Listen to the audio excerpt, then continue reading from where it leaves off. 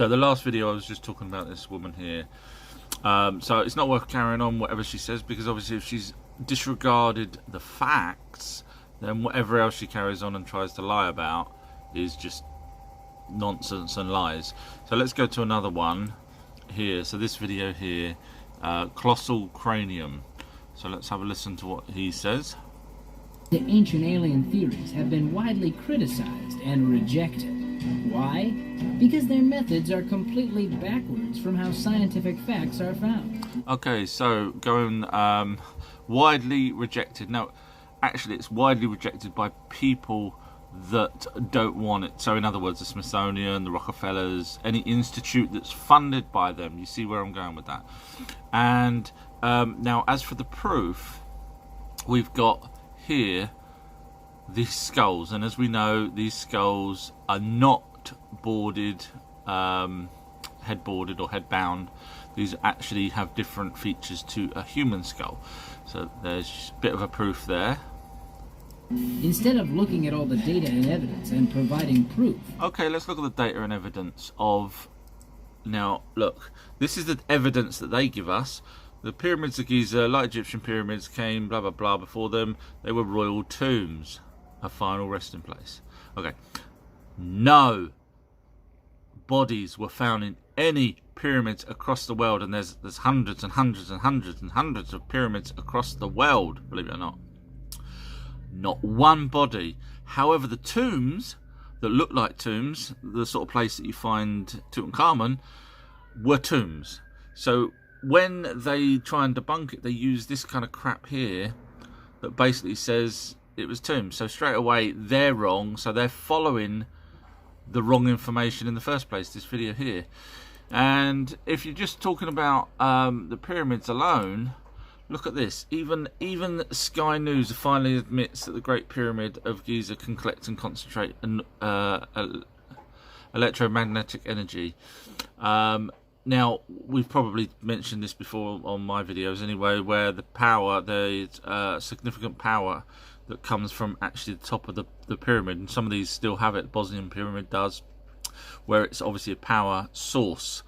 So if Sky News is talking about that, I know Sky, we can't trust Sky, but the fact that they've actually even allowed that sort of information out there, then you've got these characters here that just follow the narrative.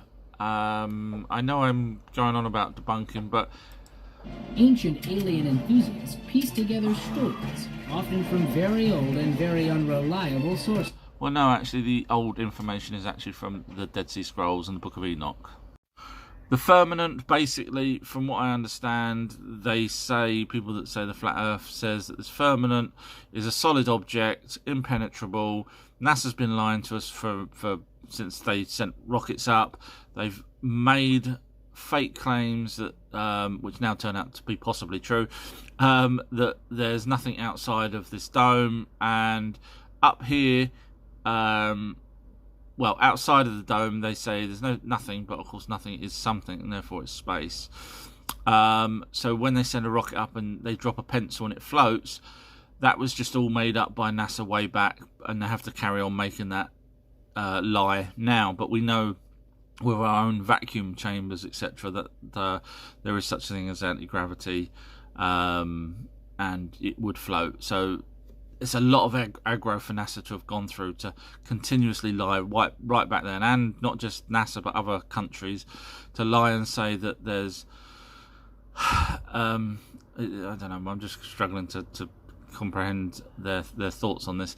To lie and say all this time, I would have, if I was lying to the people, I wouldn't have said, oh, you know, you drop a pencil and it's going to float. That's a lot of aggro to go through to lie.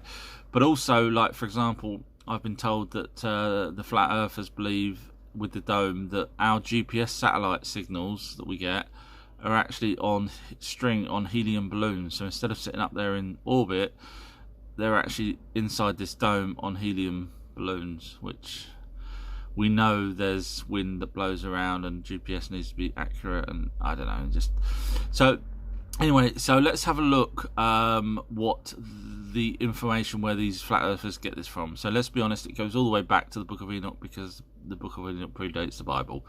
So let's have a quick look now. So this is chapters from the Book of Enoch. I'll just read out a couple of bits. Now, if you, as I've said before, if you replace the word heaven with space, in other words, the space where Star Trek happens up there in space, the Bible and everything else makes so much more sense. So it says, I saw the four winds which bear the earth and the firmament of the space, which is space above. I'll just go back to this bit down here because I saw the winds on the earth carrying the clouds. I saw the paths of the angels. Now we know angels is messengers, which is Anunnaki. So I saw the path of the Anunnaki, in other words, the route that they're taking. I saw that at the end of the firmament of the space above. I saw the end of the firmament of the space above. Now all that is really, let's be honest, is it's our ozone layer, and they came in rockets. They didn't come in anti-gravity machines, so they would have struggled to get through this, our ozone layer. And I actually need your help on this one. So I've got a theory that no one else has ever mentioned, and you lovely smart people will let me know whether you think this idea is actually correct or not. So we're going back to the firmament. Now I think the firmament is just basically our atmosphere. So the Anunnaki came in their ships, and we know they're rocket ships because it says it in the Bible, basically, with the loud thunder and the fire behind, as opposed to anti-gravity. So when they hit our atmosphere, they started to burn up, obviously, because it's well, unless it's anti-gravity, you'll end up doing this kind of thing. Now their own planet obviously had dwindled in atmosphere, and we know that because they came here to mine for gold to spread in their atmosphere to help protect it. So they could quite easily leave their planet without having this atmosphere issue. But when they hit Earth, they wrote about how hard it was to try and get through. And of course, we've equated that now as an invisible dome over Earth, and then we've got people talking about hollow Earth, flat Earth. So Halley's Comet has a orbit of 75 to 76,000 years. However, we only see it in the night sky for a couple of days, I think it is. Now, I asked someone, a flat earther, I said, well, where does Halley's Comet go? And they said, yeah, they don't really know. Because obviously, if it takes 75,000 years and we only see it for 2 or 3 days, technically it should only be a week before we see it again. So it goes off somewhere and it goes out further. So obviously if there's a dome, it goes outside the dome. And if there's, because the flat earthers say there's no space outside, so that kind of poo-poos that idea, I think. And also when people watch rockets go up, like Elon Musk's, what do? Just watch it go up, hit the firmament and come back down? No, they watch it go up, up, up. You don't see it come back down, which means it's getting outside of our atmosphere, getting out into space. But my point here is Samaria had landing ports, spaceports, according to Zecharia Sitchin. Now, imagine, so this is where the spaceport was, according to Sitchin, and this is where the Great Pyramid is. Imagine if the pyramid was also designed to put power, some sort of energy, because we know that actually produces energy. Imagine that energy going up into the ozone or up into our atmosphere and actually creating a hole which would allow the Anunnaki rockets to go through it a lot easier than burning up as they do now. So it's not too far from there, and we know the rocket ships had wings because of the Vimanas, the images. Okay, so the Book of Enoch, let's cut straight to the chase. They were totally aware, so Enoch was a scribe, they were totally aware of spirits. So look, chapter here, though ye were holy, spiritual, living the eternal life. So they was aware of eternal life for the spirits, not just their own longevity of life. Now we know they lived a long time, but eternal is something that we attribute to spirits, and there's the word there. So I want to try and show you the difference between spirits and angels, because in the Book of Enoch there is a difference. Obviously everyone's mixed it all up and said the spirits are angels and they come down, but I'm trying to show you that they know the difference between a spirit and an angel. So if you just bear with me over the next couple of videos. Okay, so here, then I wrote out their petition. and the prayer in regard to their spirits and their deeds individually, and in regard to their...